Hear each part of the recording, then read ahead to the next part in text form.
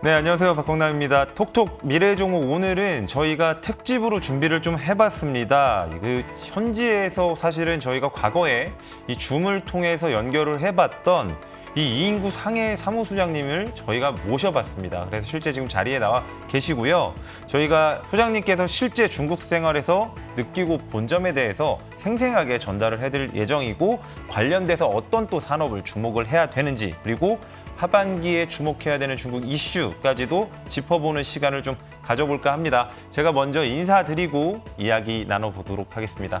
소장님 안녕하십니까? 안녕하십니까? 네. 네, 상해사무소장 이인구입니다. 소장님, 사실 제가 알기로 굉장히 오랜만에 대한민국에 오신 걸로 알고 있습니다. 언제 네. 만에 지금 오신 거죠? 제가 2020년 2월 10일 날 상해공항으로 가서 지금 거의 한 2년 반 만에 한국에 오게 됐습니다. 2년 반이면 사실은 저희가 알고 있는 이 코로나 기간의 거의 전부를 이 지금 중국에 계셨다라는 이야기실 텐데, 제가 그냥 뭐 굳이 묻지 않아도 굉장히 좀 고생하시지 않았을까? 특히 이제 또 명칭이 상해 사무소장님이시지 않습니까? 그러면 이 상해의 락다운이나 뭐 이런 것들을 다 피부로 체감하셨을 것 같은데, 이제 본격적으로 이야기를 나눠봐야 될 것 같아요. 이 상해에서 네. 격리 생활 하셨을 때 어떠셨습니까? 저도 뭐 그렇게 오랫동안 격리를 할 줄은 몰랐는데, 저는 한 75일 격리를 했고, 네. 어떤 분들은 한 거의 3달 가까이 격리하신 분들도 계시고, 3달이요.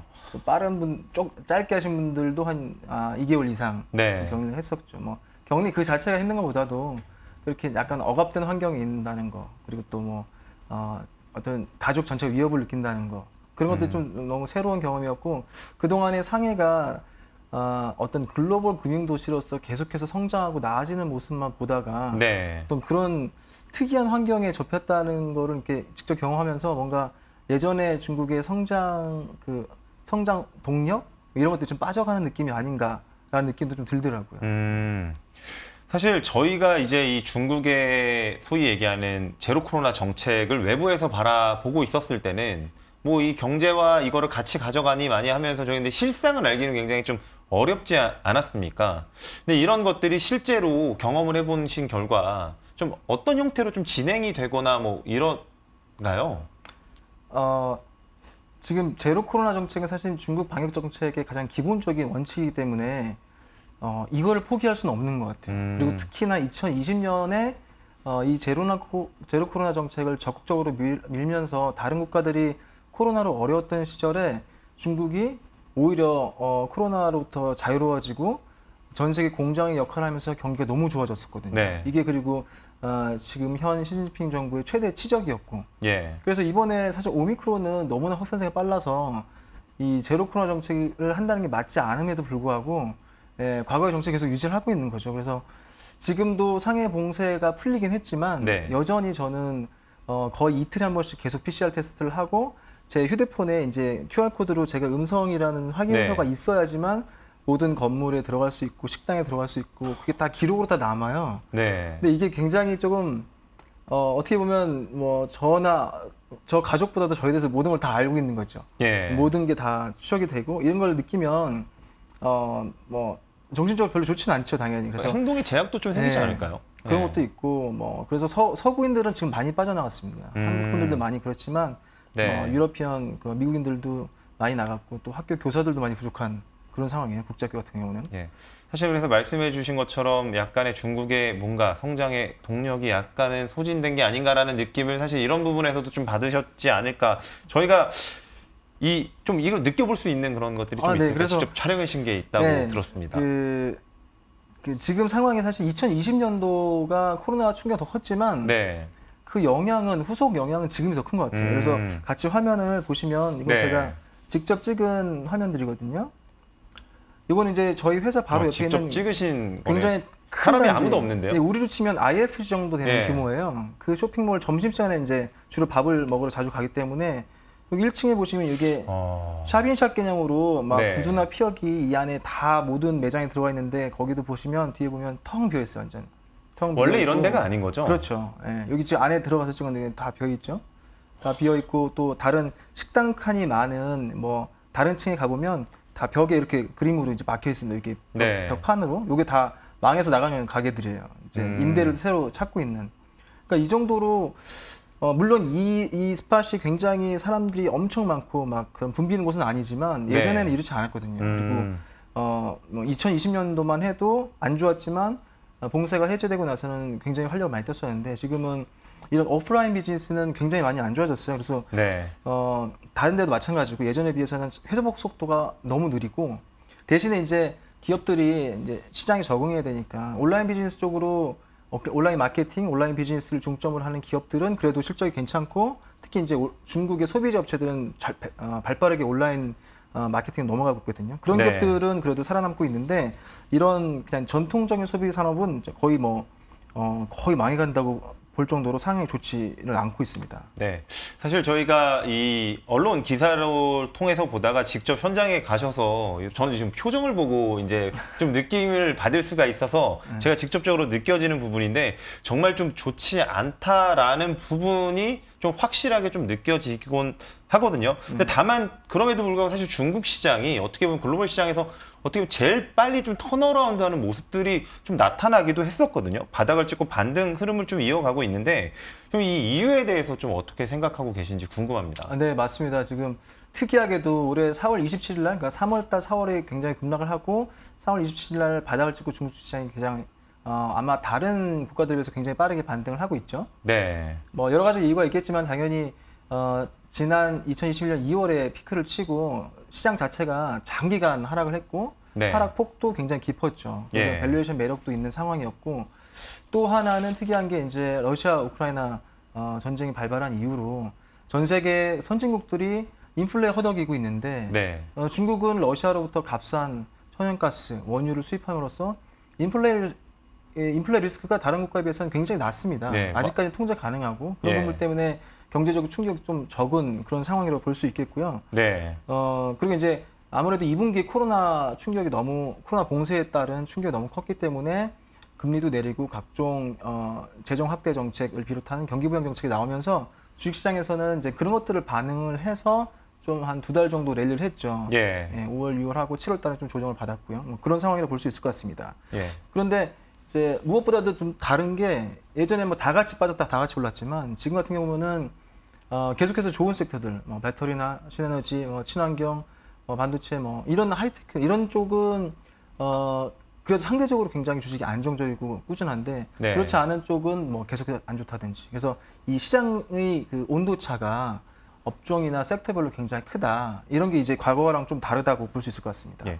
지금 말씀을 좀 해주신 것처럼 사실 이 시장 내에서 전반적인 움직임을 벗어나서 오히려 어느 특정 섹터나 이런 부분이 강할 때 투자자 입장에서는 그게 더 어렵거든요, 사실은. 맞아요. 굉장히 투자하기 어렵고 내가 만약에 거기에 해당돼 있지 않았을 때는 거의 철저하게 이제 소외가 되는 상황이기 때문에 사실은 좀 예를 들어 저희가 주목해야 되는 산업이 뭔지를 말씀해 주시면 좀 좋을 것 같은데 지금 말씀을 이어가기 전에 혹시나 질문 같은 것들이 있으시면 적극적으로 채팅에 남겨주시기 바랍니다. 이 소장님 모시는 게 쉽지 않기 때문에 이렇게 오셨을 때 많은 것들을 물어보면 저는 도움이 될 거라고 생각을 하고요. 이어서 어떤 산업, 사실은 뭐 이렇게 딱 꼽아달라 뭐 이런 느낌보다는 그래도 네네네. 중국에서는 좀 이렇게 괜찮게 봐줄 수 있는 것들이 있지 않겠습니까? 네. 뭐 저희는 어쨌든 좀 장기적으로 좀 좋아질 수 있는 산업을 찾고 길게 투자하는 게 좀 좋다고 생각하는데 네. 그 중에서도 중국이 정말 헤게모니를 갖고 있어서 단기적으로 큰 출렁이 없이 꾸준히 성장할 수 있는 산업이 뭘까를 고민해 봤을 때 저는 태양광 섹터를 꼽고 싶어요. 물론 예. 어떤 성장성이나 주가의 탄력성을 보면 이제 막 시작하거나 정부가 막 10년 후에 육성하려는 산업들도 관심 있게 봐야겠지만 태양광은 이미 전 세계에서 중국이 전 세계 산업 체인을 다 장악하고 있다고 보시면 네. 됩니다. 이게 우리나라 기업들도 있고 뭐 미국 기업들도 있긴 하지만 이 쭉 보시면 중국이 다 장악했어요. 예를 들어서 제가 슬라이드를 하나 또 준비했는데 예. 같이 보면서 설명하면 좋을 것 같아요. 예를 들어서 네. 네.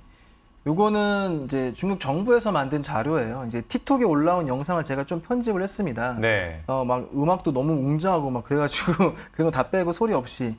여기 이제 중국의 서북부에 있는 칭하이성이란데 저기 지금 위성에서부터 쭉 그렇죠. 내려와서 지금 찍은 모습을 보여주는 거죠? 예, 이게 얼마나 큰지 이게 청해성 탐라탄 태양기지인데 네. 총 면적이 600제곱킬로미터. 그 정도면 어느 정도 600 느낌이 사실 킬로미터 안 오거든요. 예. 느낌 오시나요? 600km 가로세로 얼마인지 아세요? 가로세로? 600km 가로세로 600제곱킬로미터 면적으로. 감이 잘 안 오는데요. 그러니까 예. 가로로 20km, 세로로 30km. 이렇게 하면 이제 20km, 600제곱킬로미터인데 이게 싱가포르 면적 정도 된다고 합니다. 싱가포르 면적이요. 예. 그게 다 그냥 태양광 발전소인 거죠? 그렇습니다. 예. 이 정도로 이게 물론 이게 1년 만에 지을 수가 없어요. 이 정도는. 네. 예. 그래서 이제 다음 화면을 보시면 이게 더 재미있는 게 네. 이게 한 10년 동안 지은 거거든요. 원래 목표는 한 70제곱킬로미터 정도 지으려고 했는데 계속해서 이제 중국 정부에 투자를 하니까 10년 동안 계속 확대를 해서 지금 600제곱킬로미터를 지었고 70제곱미터가 600제곱미터까지 늘어났다는 킬로, 야, 600km, 600km제곱미터까지. 맞아요. 근데 이게 이 화면 제가 사진을 왜 넣냐면 너무 재밌는 게 이게 10년 동안 이 황무지거든요. 아무것도 없는 황무지. 네. 해발 한 2,000m에서 2,500m 되는 곳이에요, 여기가. 예. 근데 여기다가 10년 동안 태양광판을 설치하고 태양광판 설치하면 물로 닦아줘야 되거든요. 효율이 떨어져서. 네. 그래서 사람 시켜서 관계를 해서 물로 닦아줬더니 그 밑에 풀이 자라고 그래서 풀이 또 너무 길면 효율이 떨어지거든요. 그래서 예. 양떼들을 데려와서 그 양목장도 활성화된다. 이게 이제 그 아까 보셨던 영상의 뒷부분 얘기예요.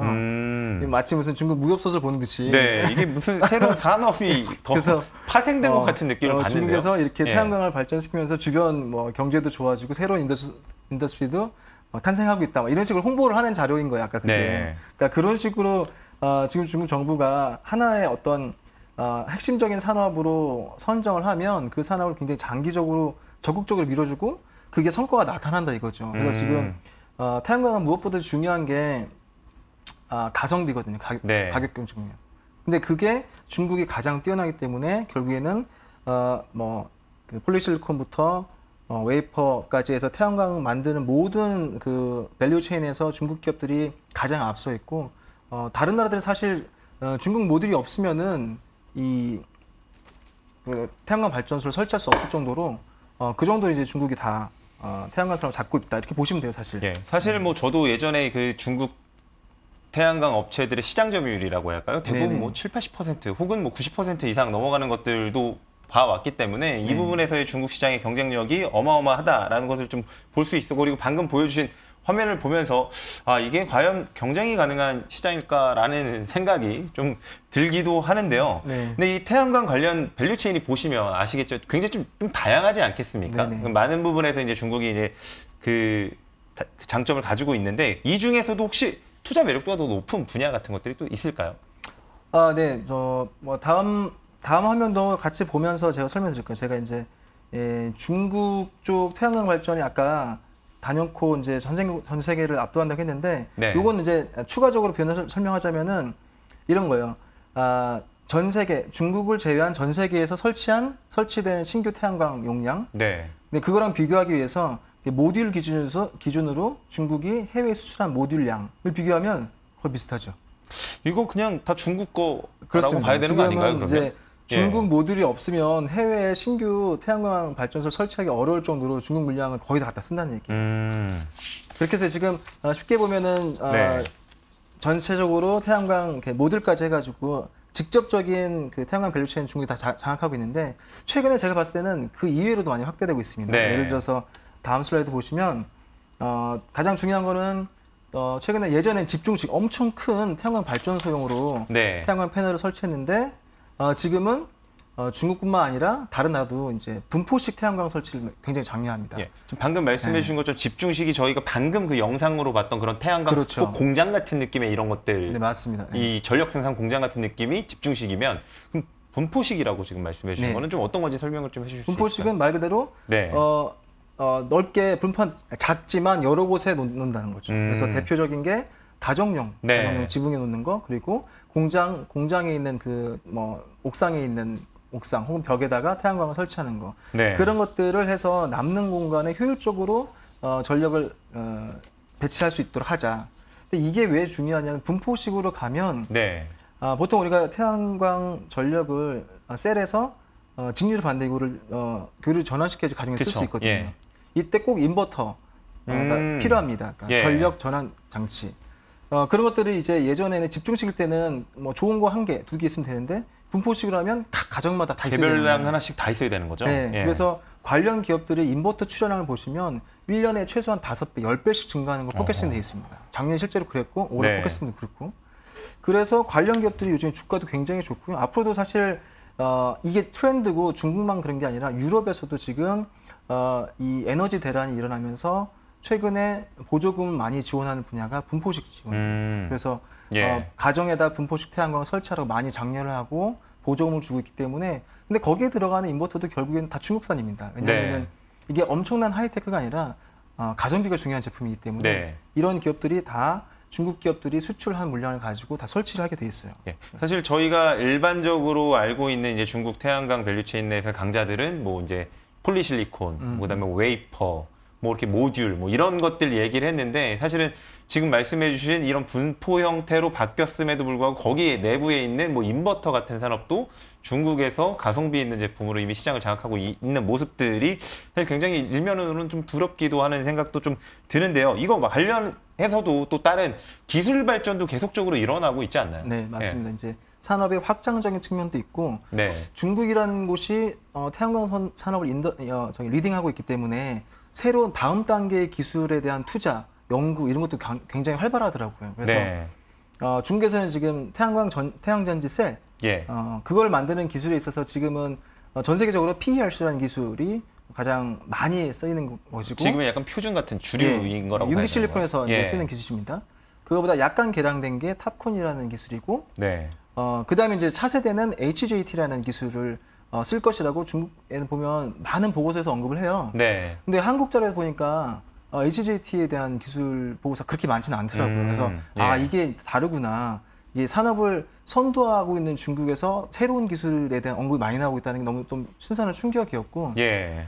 그렇게 이제 새로운 기술이 왜 필요하냐면 이 태양광 산업이 계속 커지니까 결국엔 신규 진입자들도 펀딩을 받아서 많이 들어오거든요. 네. 근데 신규 진입자들은 이제 윤기가 하는 그 PRC 기술을 하는 건 의미가 없다 이거죠. 다 새로운 기술로 새롭게 투자를 하고 더 효율 좋은 전지를 해야지 시장에 새롭게 진출할 수 있으니까. 그래서 신규로 진출하는 기업들은 대부분 이 HJT 기술을 적용을 해요. 그렇기 네. 때문에 태양전지 셀을 만드는 방법이 달라지니까 그걸 만들기 위해서 당연히 거기에 필요한 장비도 바뀌어야 되는 거죠. 예. 그래서 그 장비를 제일 잘 만드는 뭐 마웨이테크라든지 이런 기업들도 요즘에 굉장히 핫하게 관심을 많이 받고 있는 기업이라고 볼 수 있겠습니다. 네.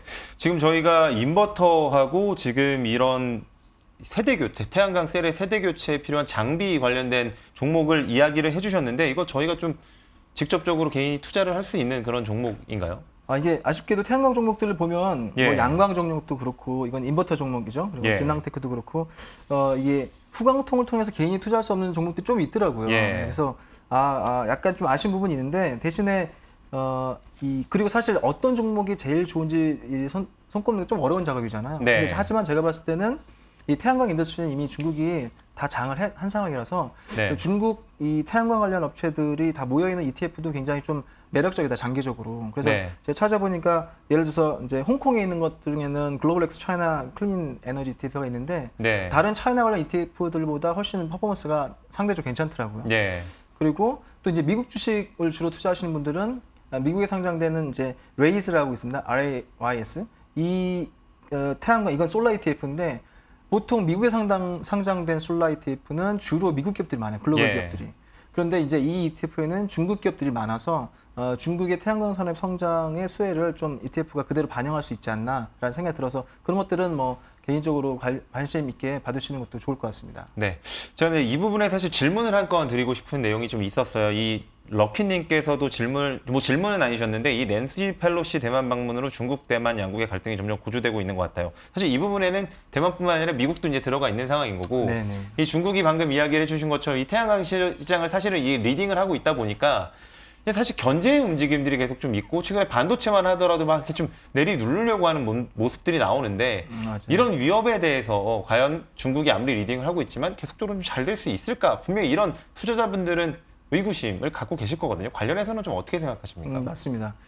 대신에 이제 제가 중국 태양광 인더스트리에 투자할 때 가장 큰 리스크는 유럽에서 안 사주는 거예요. 사실 미국 비중은 너무 거의 없습니다. 네. 아직까지는. 그래서 이제 유럽이 시너지 정책이 바뀌어서 중국 걸 안 사주는 게 가장 큰 리스크인데 유럽은 사실 이번에 러시아 우크라이나 사태 때문에 오히려 분포식 태양광에 대한 보조금 지원을 더 많이 하고 네. 그래서 중국 기업 제품을 안 쓸 수가 없는 상황이고요. 그리고 미국 같은 경우에는 사실 이제 관세를 부과하기 때문에 중국 기업들이 우회적으로 동남아에 있는 법인을 통해서 이제 미국으로 수출했었거든요. 근데 네. 이제 그것도 관세를 매기겠다고 했더니 중국에 있는 태양광 발전 업체에서 오히려 그러면은 이 수지 타산이 안 맞아서 안 된다라고 오히려 중국 내 기업이 반대 의사를 표해서 결국에는 동남아시아 들어오는 거에 대한 관세 부과는 유예를 했거든요. 네. 그러니까 이런 것들을 보면 이 산업이 약간 반도체와 좀 다른 것 같아요. 이 산업은 결국에는 가성비가 제일 중요한 인더스트리인데 예. 중국의 제조 능력이 그 정도 가성비 있는 제품을 만들 수 있는 딱 단계이기 때문에 미국이나 유럽에서 이걸 견제하진 않을 것 같아요. 왜냐하면 태양광이 없다고 해서 이게 국가 핵심 이익을 침해하거나 네. 아니면 위협을 주는 게 아니거든요. 그래서 그런 부분은 경제적으로만 좀 더 볼 것 같다는 생각이 좀 듭니다. 예. 어떻게 보면 방금 말씀해 주신 이런 가성비가 중요한 산업에서 이미 중국이 가지고 있는 이런 대체 불가능한 장점이 있는 산업이라고 저희가 좀 생각을 하면 될 것 같습니다. 일단 저희가 이 중국에 주목해야 되는 산업에 대해서 이제 태양광을 말씀을 해주셨는데, 그러면 저희가 중국의 이제 산업 말고 중국 증시, 중국 시장이라는 측면에서 저희가 중국 시장에 대한 정보가 아무래도 제약이 많다 보니까 하반기에 어떤 것들을 좀 포인트로 지켜봐야 되는지, 아무래도 현지에 계시다 보니까 많은 네네. 정보를 들으실 것 같은데 어떨까요? 하반기는 이제 중국의 경제 운영 방향에 있어서 아마 그 안정이란 키워드가 되게 중요할 것 같아요. 네. 왜냐면은 언론에서 이제 종종 보셨겠지만 10월 달에 당대회라고 열리지 않습니까? 네, 당대회라는 이야기는 저도 되게 많이 들어봤습니다. 근데 네. 이게 엄청 뭐가 많더라고요, 중국은. 뭐 맞아요, 하나부터 열까지 맞아요. 뭐가 많은데, 이 당대회라는 거는 도대체 어떤 겁니까? 당대회는 엄밀하게 보면은 중국 공산당 전국 대표 대회의 줄임말이거든요. 중국 공산당 전국 대표 대회. 예. 굉장히 줄임말이네요. 예. 그리고 이제 20차가 붙었잖아요. 네. 그래서 이제 중국 공산당이 창단돼서 20번째 전국 대표 대회를 한다라고 보시면 예. 되고, 그러면 또 이제 전국 대표 대회가 뭐냐, 뭐 그쵸. 이런 것 좀 알아야 예. 되잖아요. 예. 그 사회자님께서는 중국에 공산당원이 몇 명 정도 있을 것 같으세요? 저는 좀 이게 뭐 일단 전부는 아니라는 건 알고 있습니다만 꽤 네. 많다는 얘기는 좀 들어봤었거든요. 뭐 네. 대략 그래도 많으면 뭐 몇 천만, 뭐 2천, 3천만 명 정도는 되지 않을까요? 네, 중국 인구 14억 명 중에서 지금 한 9,700만 명 정도? 네, 작년 거의 기준으로 1억 명, 거의 10% 가까이라고 그렇죠. 봐도 1억 명 되겠네요. 가까이가 이제 공산당원이에요. 어. 어떻게 보면 뭐 많은 거일 수도 네. 있고 어떻게 보면 생각보다 적은 걸 수도 있는데 어떤 분들은 중국은 공산당의 나라니까 다 공산당원 근데 아니야? 다 공산당, 제가 그 질문은 사실은 네. 드리기가 좀 어려웠던 게 그건 아니란 건 알고 있었어. 예. 그래서 그렇게 생각하시는 분이 있는데 그 정도는 아니고요. 네. 이제 그리고 이제 중국에서 루당이라고 하는데 입당하는 절차가 좀 쉽지는 않습니다. 전 그 부분은 좀 궁금하긴 했었습니다. 네. 왜냐하면 뭐 당원은 아니지만 그래도 당원이 되려고 하면 될 수 있는 건가 뭐 이런 생각을 좀 했었거든요. 아무나 되는 건 아니고요. 예를 들어서 대학교에서 학점도 보고 추천서도 보고 그래서 입당 신청서를 해서 네. 제출하고 심사를 거쳐야지 공산당 당원이 될 수 있거든요. 근데 아무튼 그렇게 된 공산당 인원이 9,700만 명인데 네. 이 사람들이 다 모여서 뭐 의사결정할 수 없잖아요. 네. 그래서 중국 전역에 있는 전역을 38개 일종의 선거구죠. 그렇게 네. 나눠서 거기서 선출한 공산당 대표 어. 우리가 한 2,300명 정도 됩니다. 거기서 네. 대표로 선출했는데도 2,300명이네요. 그렇죠. 예. 이제 그래서 그 사람들을 중앙으로 다 보내서 회의하는 게 공산당 대회인 거예요. 네. 네. 같이 화면을 보면서 제가 설명드릴게요. 예. 네. 그래서 이제 중국 공산당이 요만큼 되고 전국 대표회의라는 거는 2,300명이 모여서 다 같이 모여서 회의를 하는 건데 네. 어떤 회의를 하냐면은 이제 전국 대표대회에서는 당장의 내용을 수정하거나 그리고 이제 무엇보다 중요한 게 이 전국 대표대회에서 한 일주일 정도 하는데 그 사이에 네. 중앙위원회라는 걸 합니다. 중앙위원회의 예. 그 위원을 선출하는 거예요. 중앙위원 204명, 후보위원 112. 이건 이제 지난번 데이터예요. 이번에 네. 아직 결정되지 않았죠. 그럼 2,300명이 이 중앙위원을 뽑는 뽑는 거죠. 그게 가장 어. 중요한 네. 행사 중에 하나예요. 그렇게 일주일 정도 이걸 뽑으면 이제 당대회가 끝나는 겁니다. 네. 당대회가 끝나면은 그 바로 다음 일반적으로 그 바로 다음 날 20기 중국 공산당 중앙위원회 전체회의라는 걸 해요. 예. 근데 우리가 흔히 뉴스에서 또 듣잖아요. 1중전회, 2중전회, 3중전회. 예. 그게 바로 중앙위원회 전체회의 약자입니다. 아. 그래서 1중전회가 열릴 때 예. 1중전회에서 오전에 이제 회의가 끝나면 그때 중앙정치국 위원 25명이 뽑히고 네. 지난번 데이터예요. 지난번 결과 지금 이번에 어떻게 될지 모르죠. 예. 그리고 상무위원 7명을 뽑히는데 총석이 그러니까 시진핑 포함해서 총석이 뽑히죠. 그 사람도 이제 기자회견하면서 이제 순서대로 나오잖아요. 그게 네. 이제 서열이에요, 서열. 예. 어. 그렇게 하면 이제 일중전회가 가장 큰 겁니까? 행사가 끝나는 겁니다. 예. 그게 이제 10월 말 정도에 아마 개최될 것 같고 보통은 8월 달에 언론에서 정확한 날짜를 공고를 예. 하고요. 그렇기 때문에 이제 지금 8월 달에 베이다이어 회의를 하고 이게 어떤 비공식적으로 중국 정치인들이 모여서 개파간의 갈등을 해소하고 어떻게 할지 논의하는 그런 회의고 그게 끝나고 나서 이제 19기 공산당 7중전회 마지막 회의를 하면서 19기가 끝나고 그다음에 당대회를 하고 1중전회를 하고 이런 작업들이 8월부터 한 11월까지 계속 있는 거예요. 정치 이벤트가 8월부터 11월 정도까지라고 했어요. 그렇죠. 계속해서 긴장의 연속인 거죠. 중국 이제 위정자들 입장에서는 가장 안정적으로 사회를 유지해야 되고 어떤 문제나 사건이 발생하지 않도록 해야 되는 그런 시기이고. 네, 사실 그렇기 때문에 그러면 저희가 이제 일각에서 예상하는 그런 제로 코로나 정책이 좀 길어질 수밖에 없다라고 보는 게 사실 방금 이야기하신 안정이라는 부분에서 좀 영향을 준다고 봐야 되겠네요. 그렇죠. 네. 그러면 우리가 중요한 건 사실은 하반기 그러면 경제나 주식이 이 정치 이벤트에 어떻게 영향을 받느냐, 우리가 어떻게 그걸 예. 활용할 수 있느냐. 사실은 방금 말씀하신 내용이 개인적으로 뭐 제일 중요하지 않겠습니까? 네, 네. 저희가 뭐 중국의 국내 정치도 뭐 사실은 신경 쓰기가 쉽지가 않은데 중국의 정치에 이런 특히 굉장히 이 복잡한 내용까지도 알아야 되는 이유가 있다면 그건 역시나 투자와 연관이 돼 있기 때문일 것 같은데 네. 뭐 어떤 그런 저희가 좀 전망들이 좀 있을까요? 저는 그냥 아주 간단하게 과거에 있었던 사례 데이터만 이제 준비를 해봤어요. 예. 차트를 보시면 이게 이제 검은색 선이 신규 사회 총융자 누적이거든요. 12개월. 2012년 그리고 네. 17년 그리고 이제 22년 이게 세 번의 당대회가 개최됐던 해의 흐름을 보면 분명한 건 사회적으로 유동성을 밀렸다는 거죠. 예, 증가를 하네요. 이 세 번의 케이스를 지켜봤을 때는 지금은 늘어나고 있는 과정인 거죠. 그렇죠. 예. 지금은 늘어나고 있는 과정이고 물론 유동성이 증가하면서 주식시장도 좋았던 건 2017년. 이때는 네. 정말 중국 투자하셨던 분들은 거의 뭐 너무너무 행복했던 시기죠. 음, 그리고 2012년은 이제 주가 거의 바닥을 찍었던 해입니다. 네. 네. 그래서 이제 더 이상 빠지진 않았었고 2022년도 작년부터 이어진 하락 이후에 지금 반등을 약간 하는 그런 모습이죠. 네. 그래서 그리고 이제 이걸 시계열을 길게 내려놓고 봐도 비슷합니다. 제가 이제 보기 편하기 위해서 짧게 했는데 길게 네. 내려놓고 봐도 당대가 있는 해에는 대체로 유동성을 좀 완화적인 스탠스를 했고 경기도 안정적으로 운영하려고 했던 경험들이 계속 반복적으로 나왔었고요. 네. 그런 걸 본다면은 하반기 경제나 주식시장도 결국에는 뭔가 이게 당대 풋까지라고는 말은 못하겠지만 네.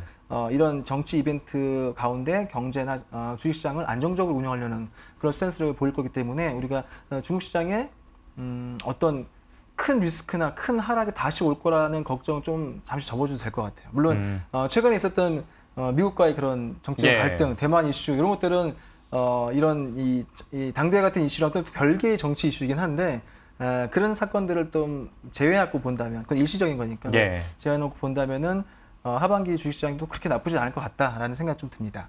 네.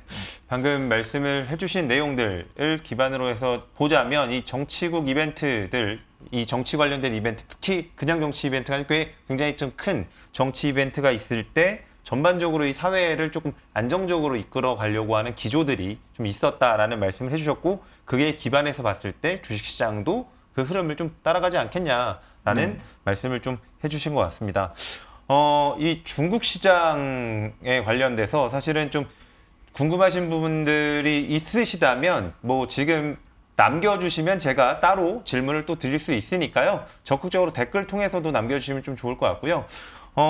마지막으로 사실 이 중국 시장, 근데 지금 이제 안정적인 운영을 좀 말씀을 해주시긴 하셨는데, 그래도 약간 그 제로 코로나 정책 관련해서 이 계속 좀 될 수밖에 없는 환경이라고 좀 봐야 되겠죠, 그 부분은.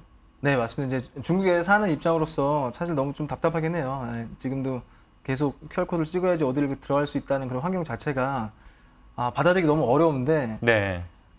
이제 중국도 정치적으로 계속 안정을 취하려고 하기 때문에 한간에는 내년에 이제 양해 정도까지도 이렇게 아주 타이트한 통제를 계속 할 것이다라고 얘기를 하고 있고 네. 또 중국 정치인들 입장에서는 이 코로나 사태를 굉장히 잘 활용하고 있는 거죠. 이렇게 사회를 아주 클리어하게 통제를 할 수 있으니까 네. 이게 이제 우리 같은 소시민과 정치인들이 생각하는 건 다른 거죠. 정치인들은 예. 사회적인 이 관리, 통제가 더 중요하고 그게 굉장히 편리한 거죠, 코로나가. 그래서 쉽사리 예전같이 자유로운 환경으로 우리가 살 수 있을까라는 질문을 했을 때 그렇지 않을 수도 있다는 생각이 들어서 좀 안타깝고 걱정스럽긴 합니다. 네. 그래서 제가 한 가지 더 질문을 좀 드리고 싶은 건 태양광 산업을 사실 좀 관심 산업으로 말씀해 주셨는데 이외에 그래도 지금 이런 환경이 지속된다면 그래도 조금 저희가 주목해야 될 만한 시장, 산업은 어떤 것들을 생각하고 계신가요? 저는 이제 이번에 이 코로나 사태를 보면서 오프라인 비즈니스는 거의 다 이제 완전히 이 체질을 바꾸지 않으면 살아남을 수 없는 것 같아요. 그러니까 오프라인 쪽이 아니라 네. 소비 섹터도 온라인 마케팅과 온라인 비즈니스 잘하는 기업들만 살아남고 있어요. 예를 들어서 프로야 같이 중국 기초 화장품 1위 업체인 네. 그런 회사들도 결국엔 틱톡 마케팅, 라이브 방송 뭐 이런 것들을 통해 소비자들하고 접근하는 것들. 네. 그리고 한국에서 뉴스에 많이 나왔겠지만 신동방 온라인 이런 회사들도 거의 교육 규제로 망해갔지만 예. 틱톡 생방송 온라인으로 갑자기 회사가 한 달 반 만에 10배가 올랐죠. 예, 네. 어마어마하게 올랐더라고요. 그런 현상들을 보면 사회는 온라인으로 가고 있구나. 그리고 중국 정부에서도 결국에는 디지털 산업을 육성하자는 그런 정책들이 계속해서 나오고 있거든요. 네. 여러 가지 분야가 있지만 그런 쪽 관련된 산업들은 앞으로도 계속해서 확장되고 성장할 수 있을 것 같다는 생각이 듭니다. 네. 방금 이제 태양광 산업뿐만 아니라 저희가 중국 시장 내에서 지속적으로 좀 관심을 가져야 되는 분야에 대해서도 좀 말씀을 해 주셨고요. 사실 중국에 언제 들어가시나요? 저는 이제 뭐 휴가랑 붙여서 와서 좀 며칠 더 있다 갑니다. 예, 제가 이렇게 여쭤보는 이유는 돌아가셔서도 예, 사실 이 중국 현지의 이야기들을 네. 이렇게 좀 적극적으로 많이 전달해 주시는 시간을 가졌으면 좋겠다라는 네. 바람이 있어서 네. 좀 말씀을 드리고 많이 도와주시면 좋을 것 같습니다. 네, 알겠습니다. 네, 오늘 굉장히 수고 많으셨고요. 혹시나 제가 또 이렇게 댓글이 나와서 질문이 있으면 전달 드리고 답변하는 시간을 가져보도록 하겠습니다. 네. 네, 굉장히 수고 많으셨습니다. 감사합니다.